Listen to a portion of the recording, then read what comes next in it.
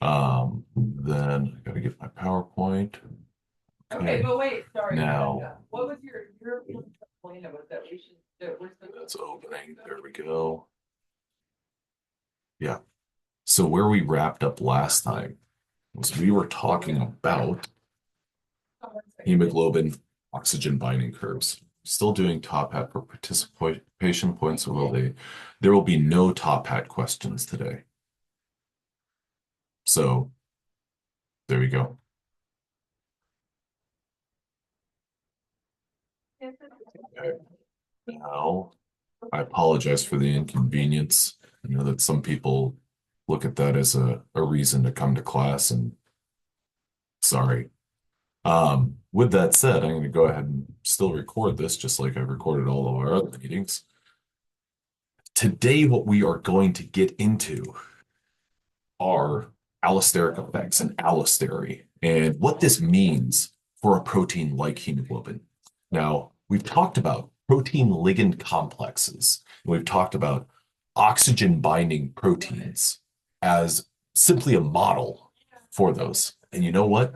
When it comes to allostery, these are just another example and model for a good understanding of allostery.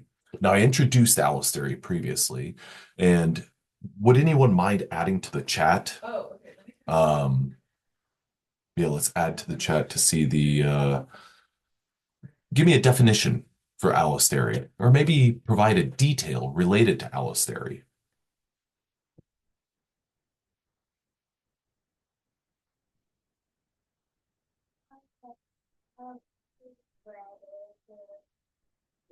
Okay, changes shape depending on use. I like where you're going. I like where you started out with changes shape. That's a good place to start. Enzymes or proteins that, Morgan, do you work for Wikipedia? That's a really good jump off point. I know that really kind of everyone works for Wikipedia except for the people who actually are paid by it as a nonprofit organization. Change in protein for binding. It's the way that a protein changes shape or structure based on binding to a substrate or based on binding to a ligand. So yeah, great. Now, one of the other things, or what's important for understanding oxygen binding proteins, is our oxygen binding curves because they illustrate, well, basically how a protein is binding to its ligand. And in addition to that, it gives us an insight into how that protein demonstrates its affinity for that ligand. Now, here what we have is a binding curve where our y-axis is, remember, represented by y, which is our fractional percent bound to our ligand. And our x-axis is our PO2, or our partial pressure of oxygen, which is analogous to our concentration. Does anyone remember whose law it was that gave us that authority?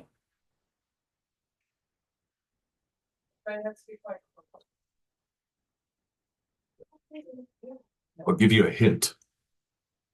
Child's play.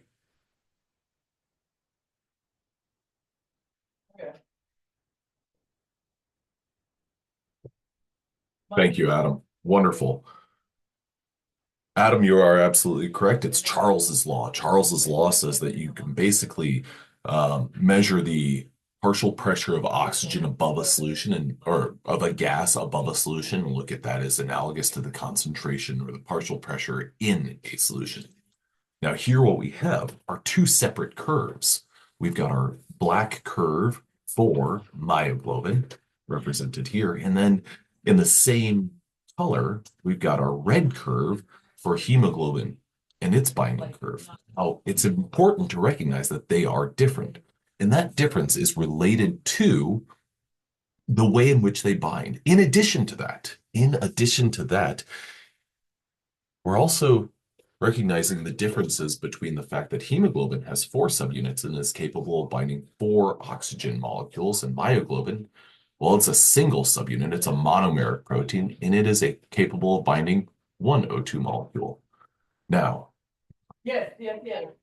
Why does hemoglobin's O2 saturation curve show a sigmoidal shape rather than a hyperbolic curve? Well, it's because of the structure. For one, mix up, what's the difference between these two proteins? Well, myoglobin has one O2 binding site, hemoglobin has four. Now, hemoglobin must be able to bind oxygen in the lungs, and hemoglobin must be able to release oxygen in the capillaries. So it's got to be able to bind onto that O2 and then subsequently release it. And so that's one of the reasons for these differences. Now, the important point whenever we look at an oxygen binding curve is we want to measure the affinity that this protein has for O2. And what we've got here is our P50. Now, does the go ahead and add to the chat? Does yes or no, this is a binary question. Does the P50 have units? And if yes, what are they typically? Yes, Tor, perfect, great job. Wonderful, good job, y'all. Okay. Now, if we look at this, we've got myoglobin and hemoglobin with different P50s, in part because, well, oxygen needs to be able to bind tightly to that myoglobin than hemoglobin, because hemoglobin needs to bind it and release it in another location. Now, myoglobin is about 90% saturated with oxygen in the tissues, whereas hemoglobin is about 50% saturated. Now, think about it in terms of the function. Well, hemoglobin is going to be dropping off that oxygen in the tissues. So you want it to be 50% saturated. So if you think about lungs versus tissues, the O2 concentration or the O2 pressure, partial pressure of oxygen in the lungs is going to be very high. Whereas in the tissues, the O2 partial pressure is going to be low. So effectively, what happens is that protein binds it, and then it gets to a different location. It kind of tests the waters and says, oh, well, the O2 concentration is really low. So I can release all of this because I don't, when the concentration is this low, I don't have that strong of an affinity for this. Now, oxygen binding, which is something we've talked about a little bit, we've got our allosteric proteins, hemoglobin being one of them. Myoglobin is not an allosteric protein. Hemoglobin has two stable states, T and R. Oxygen can bind to both, but has a higher affinity for the R state. In the absence of oxygen, the T state is the predominant form. So in the absence of oxygen, the T state conformation, or the T state is the conformation of the protein known as deoxyhemoglobin. The R state is the conformation for the oxygenated hemoglobin. Now, before the last exam, one of the things that we talked about was that central cavity and how, well, the central cavity in the T state of hemoglobin was considerably larger than the central cavity of the R state of hemoglobin. And, we can kind of toggle back and forth between overlaid images of those and see that. But in addition to that, I like these images because it shows how the conformational change of our protein, well, it kind of rotates on an axis as well. Now, you've got this protein that's moving around in a solution. It's freely moving around in a solution. But if you were to imagine like stabilizing it, you've got these axes, or you've got these helices that are kind of rotating and moving alongside this central cavity closing down. Now, the structure of hemoglobin, that's what we want to get into today. Mammalian hemoglobin is an A2 or an alpha 2 beta 2 tetramer. Okay, so what that means is that there are two alpha subunits and two beta subunits. So it's made up of four subunits. That means that this is a hetero tetramer.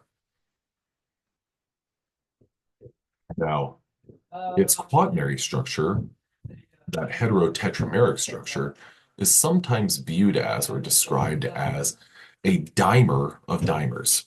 Now, specifically, it's a dimer of alpha beta dimers. So you can imagine that it assembles almost as like that's one dimer, and then another dimer comes in And with their powers combined, they make alpha, beta, alpha, beta, or something like that. No, but they And didn't know that stuff. just the kind of organization is what I'm alluding to there. So it's a dimer of dimers. Now, I say that, and that's significant because let's take a look at this. Here's our structure of that alpha beta dimer. Alpha 1, beta 1. We've got all those capital letters to denote all the different helices, the A helix, the B, the G, the H helix. Now, this dimer right here, this alpha beta dimer, will associate through hydrophobic and ionic and hydrogen bond interactions. Okay. Now, the dimer of dimers. Okay, so when we've got the alpha beta and then another alpha beta coming together, these are going to stabilize through ionic interactions and hydrogen bonds. So I bring this up because the way that I think is good to think about this and important to think about this is let's say that you had purified the heterotetramer of hemoglobin and you put it in an acidic solution or a basic solution, took it from a neutral pH, or I'll say at a neutral pH, you have I'm going to call it a het-tet, the heterotetra or the heteromeric tetramer. Now, if we were to adjust the pH in any form or fashion, if the pH went down or the pH went up, we swayed the pH one way or another, then those hydrogen bonds are going to get disrupted. Those ionic interactions are going to get disrupted because many of those hydrogen bond donors or acceptors or electron donors or acceptors are going to become protonated. Their ionization is going to stay, or their ionization state is going to change. And whenever that happens, well, then these ionic interactions and hydrogen bonds are going to be, I like this, I think I'm saying this word correctly, ameliorated. They're going to be disrupted. They're going to be negated. And so what that means is if we've got our heterotetramer and we adjust the pH down or we adjust the pH up, that heterotetramer is going to dissociate. Okay. So it's going to break down. And if we think about our building blocks as alpha, beta, well, okay. and alpha, beta, the next question is, do those alpha beta subunit or do those alpha beta dimers, what happens to those? What's the fate of those? Well, are those impacted by pH changes? I'm looking at this right here. Yes, indeed they are. They are impacted by pH changes because these right here are stabilized by ionic interactions, hydrogen bonds. But wait. There's still some hydrophobic interactions that are holding them together. So if we adjusted the pH, my question for you guys is that alpha beta subunit going to dissociate? Go with a yes or a no on this one. Yeah. The hydrogen bonds are going to be disrupted between the alpha beta subunits. The ionic interactions are going to be disrupted. And then I'm going to stop right there. See you later. What do you think? Do you think that pH changes are going to influence hydrophobic interactions?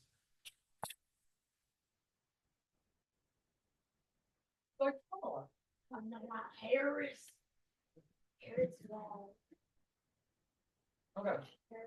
I think that it seems like folks, no, you're right, Morgan and Emma. Yes, you are correct. If we adjust the pH, these alpha and beta subunits are going to continue to exist as alpha and beta subunits because of the fact that those are hydrophobic interactions that are kind of the last vestige holding them together. So if we take a heterotetramer and adjust the pH, then it will dissociate into two heterodimers. So the heterotetramer will split up into two heterodimers. The alpha and the beta subunits of those individual dimers will stay intact. And that's because those hydrophobic interactions are going to persist. Now, if you do something where you add like an organic solvent or something like that, well, you're going to disrupt lots of other stuff, but that would be a mechanism. Or if you added a detergent or something like that, detergents would be a mechanism that you could use to disrupt those hydrophobic interactions. So if you were characterizing like if you were a research scientist trying to understand the alpha subunit, you'd adjust the pH, but then you'd also throw some detergents into the mix because those detergents are going to have a, hydrophobic end to them. Now, here we go. So the ionic and hydrogen bond interactions can be disrupted with pH changes, but hydrophobic cannot.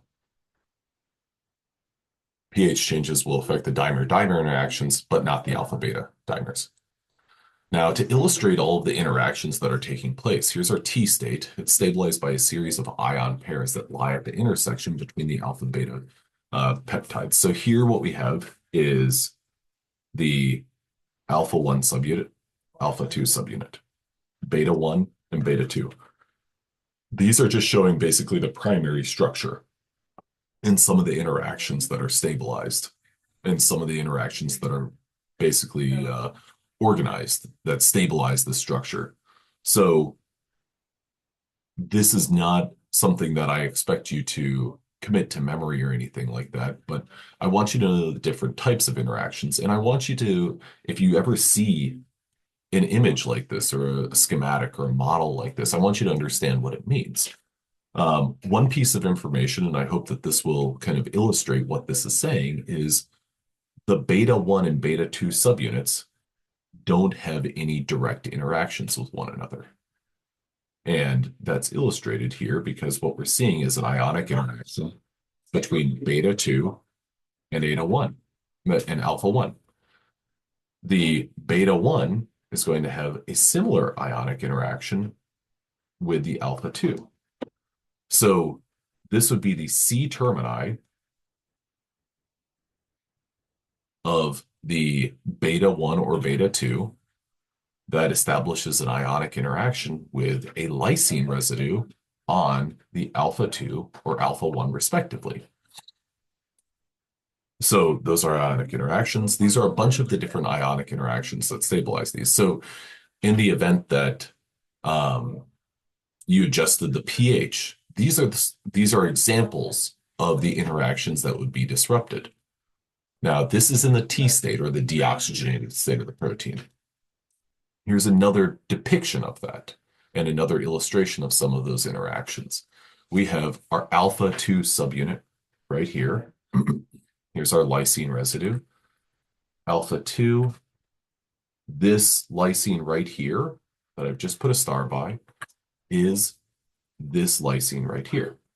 So a lysine between the alpha 2 subunit and or an ionic interaction is stabilized between the lysine residue on alpha 2 or a lysine residue on alpha 2 and the C termini of the alpha 1 subunit.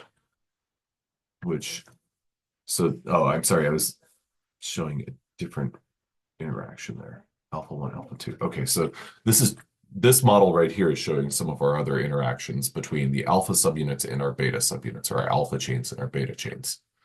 Now, when we talk about allosteric proteins, what we're really interested in is this transition from the T state to the R state.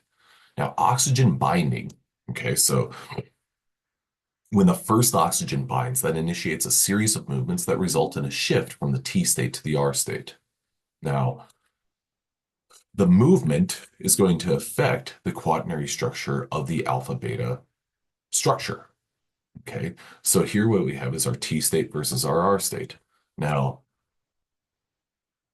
the sequence and the process by which oxygen binds to hemoglobin that's one of the things that people are interested in because that illustrates the sorry, that progression is what is valuable for understanding allosteric proteins.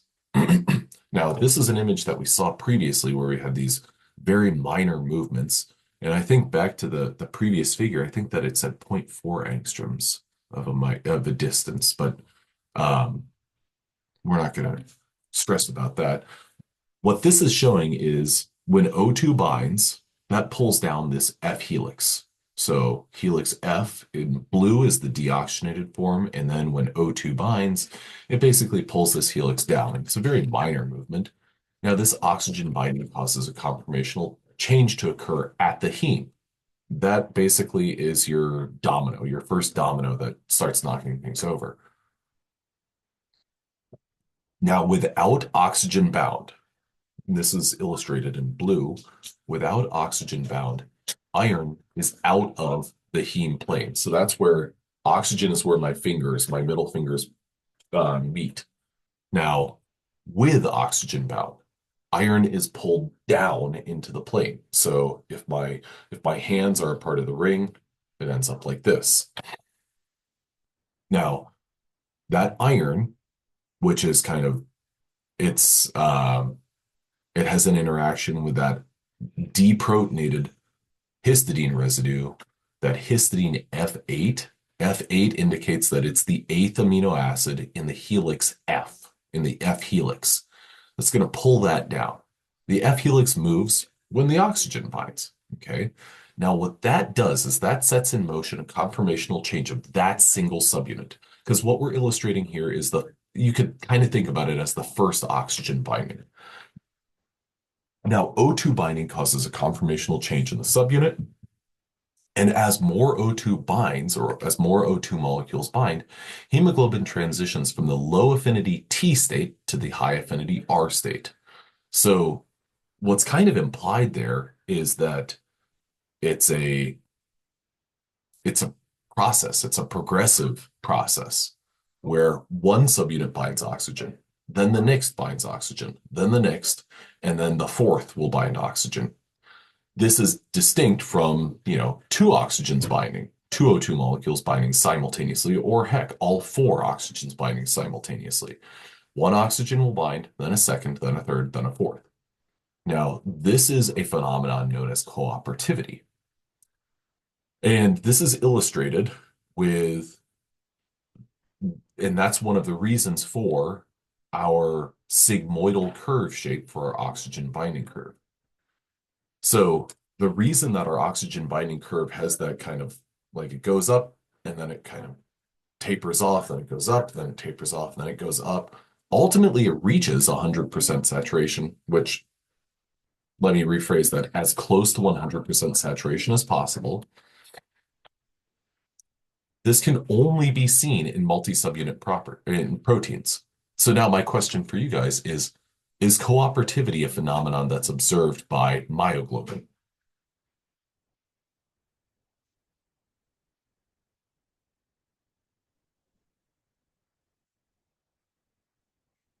Myoglobin, you're right.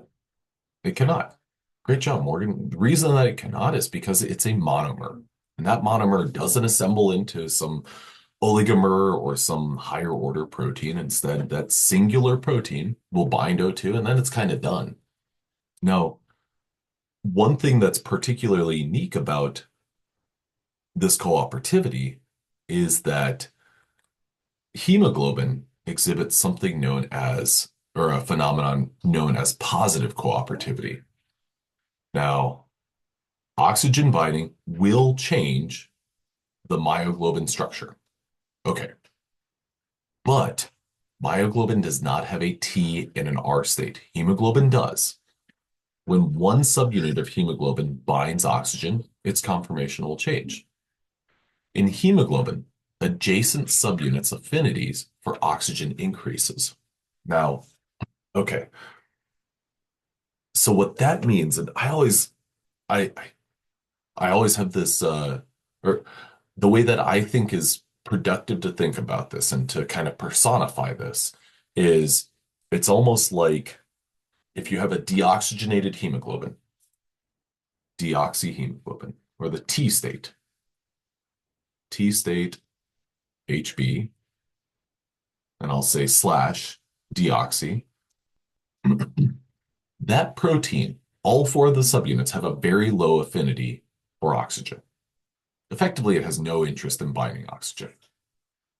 Now, the, I guess, kind of not metaphor, but example or parallel that I always like to think about is, and I never went to one, but a junior high school dance. You can imagine kids when they're awkward teenagers.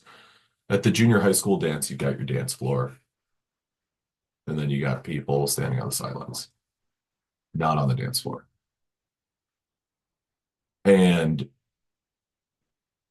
these people standing on the dance floor, I know that right now it kind of looks like a Punnett square, and I'm going to do some Mendelian genetics. I'm not. Now I'm going to add it so it doesn't look like that. We've got our people, which you can imagine are our, I'm going to erase four of them just so that it makes a little bit more sense numerically. We've got our four people, which are much like our hemoglobin subunits. Okay. Being on the dance floor means binding oxygen. Okay. So none of these four people, or all of these four people, are like the teenagers at the junior high school dance. None of them want to dance. None of them want to bind oxygen. But then there's one person who says, you know what? Forget it. There's enough going on. There's enough oxygen in the environment that, you know what? I'm gonna commit. I'm gonna go.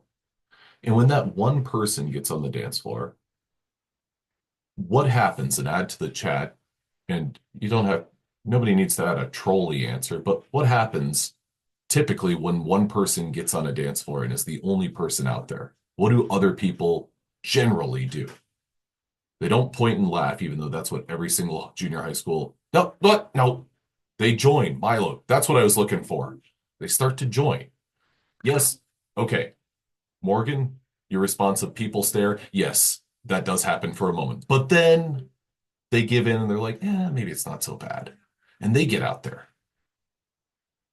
That's exactly what the different subunits of hemoglobin do is when one subunit binds oxygen, then another one of those subunits is like, okay, it looks like that protein's doing fine. It didn't get punched. It didn't trip or fall whenever it went out there. It bound O2. Okay, I'll do that. Then the third one does the same thing. And then the fourth one does the same thing. So effectively, what we see is that the affinity that every subsequent subunit has for O2, it gets higher. The affinity that each subunit has for O2 increases.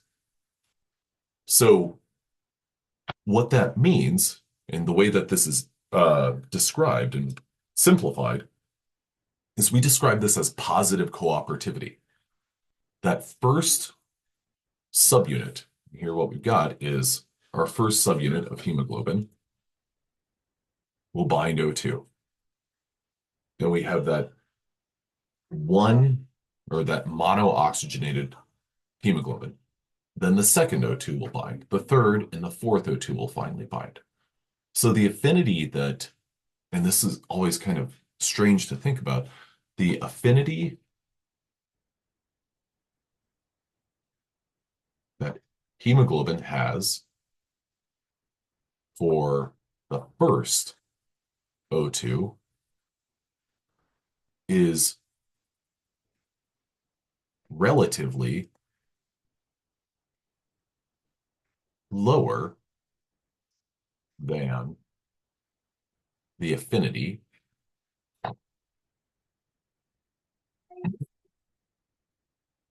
hemoglobin has for the fourth O2. Okay. Now, this is significant and important because I mentioned last time, and we're going to get deeper into this, I believe, on Monday or Wednesday. But when hemoglobin picks up all four of those oxygens and perfuses throughout the body, whenever it gets the tissue, it doesn't deposit all four oxygens. It's not a completely deoxygenated hemoglobin that is found in the tissue, but instead it's typically going to drop off. And again, we're thinking about populations, we're thinking about a concentration, we're thinking about millions upon millions of hemoglobin proteins. Those hemoglobin proteins drop off approximately 30 to 40% of the oxygen that they picked up. So they pick up all this oxygen in the lungs, and then as a population, they drop 30 or 40% of it in the tissues. Now, we want to know how those sites vary with oxygen pressure. And we use an oxygen binding curve to give us that theta. Now, this is nice and simple for a um, myoglobin binding curve, but for a hemoglobin binding curve, it gets a little bit more complicated because the shape of that curve is not is not hyperbolic, but instead it's a sigmoidal curve. So we can't really operate with this equation right here because if you remember, this equation tells us basically how myoglobin works, how it binds oxygen, and you can basically calculate based on the O2 concentration, you know, let me make some modifications to this chart here. That should be Y. That should be PO2, and this should be not KD, but P50. So essentially what you can do with this equation for myoglobin is you can say, okay, well, if you know what the P50 is, and let's say the P50, I'm just going to give, using this scale down here at the bottom of this, let's say our P50 here is approximately one torr. Okay. I can make a pretty good estimation if the PO2 is, let's say 7. My Y, my fraction or my percent saturation is approximately, and I'm using percent. If that's a 7, my PO2 is 7. I'm looking at about here. I'm going to draw this up. So my percent saturation or my fractional percent saturation, it looks like, I'm going to call that, it's definitely above 75% or 0.75. I'm going to call that 82%. So if my O2 concentration or my O2 partial pressure is 7 torr, then my protein is approximately 82% saturated with O2. Now, it's not so simple, or it's not quite as simple for a myoglobin binding curve, or sorry, a hemoglobin binding curve. Now, that's an equation right there that I want you to know for protein ligand interactions and for oxygen binding curves.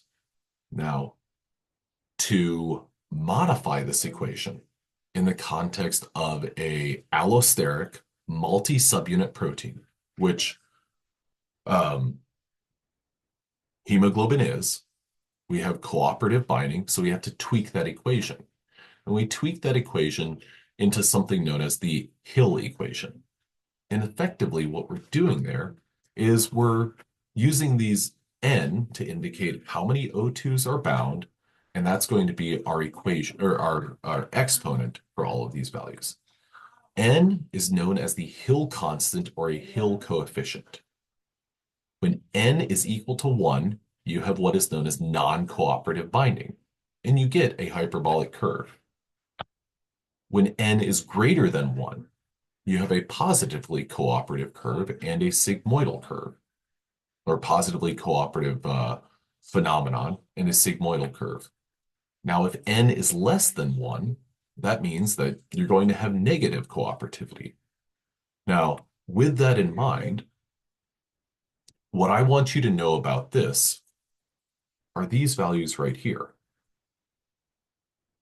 In addition to that, what I want you to know about this is I want you to know that if N is equal to 1, then we have non-cooperative binding, and that would be something like myoglobin. If N is greater than 1, you have positive cooperative binding, and that would be something like hemoglobin. Now, I can't think of an oxygen binding protein that has negative cooperativity, but I want you to understand what negative cooperativity would be. Since hemoglobin does not have no O2 bound, is negative cooperative. That's a yes, Morgan. Thank you very much for that contribution. That's absolutely right.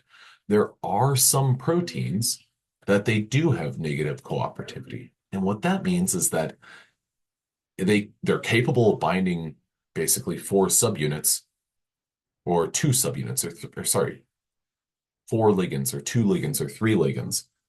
But for every successive binding event, the affinity that that protein has for the next subunit diminishes. So hemoglobin says, I bind one, and now all of a sudden it's easier to bind the second. It's easier to bind the third and easier to bind the fourth. A protein that exhibits negative cooperativity is going to bind the first subunit or bind the first ligand, and then it's going to say, I don't really like that ligand. Okay, fine. If the constant is there a situation where it can happen? Yes, if the concentration of that ligand is high enough, then it will the protein's hand will be forced and it will bind that ligand. But that's not always that's I don't know if I would say it's rare, um, but that's just how that phenomenon works. And I'm not saying like that's all. There are definitely proteins that exhibit that. I don't know of any. I could look some up and get back to you on that though. But negative cooperativity means subsequent subunits are more difficult to bind than positive cooperativity, where subsequent ligands are very easily bound to it. Okay, now those things that I circled there are things that I do want you to know. I want you to know that hemoglobin exhibits positive cooperativity. I want you to be able to describe positive cooperativity. I want you to know that myoglobin does not exhibit positive cooperativity or negative cooperativity. Myoglobin, I always kind of think of as like a simple machine or it's a simple protein. If you get substrate, if you give it enough substrate, well, then it's this percent saturated. There's not any elaborate changes that are happening. Now, with this said, allosteric proteins, or not all allosteric proteins exhibit positive cooperativity, but hemoglobin is one that does. And that's our transition from our T state to our R state, or our inactive deoxygenated state to our oxygenated R state. Now, this is where I wanted to go ahead and end today's lecture. Um, I hope that you have a wonderful weekend. By the end of Monday, I will have our learning objectives up. And there are two quizzes that are up on Canvas. Those are due at 11 p.m. on Sunday. They're short and simple, 4 questions. I think one is 3 questions, the other one's 4 questions. Um, but I hope you have a great day and I hope you have a great weekend. Be safe, do fun things, relax. And if you have any questions about anything that we've talked about on Wednesday or today, please don't hesitate to email me and I'll get back to you as soon as I can. But other than that, have a great day, everyone. I'm going to stop my share and then stop my recording.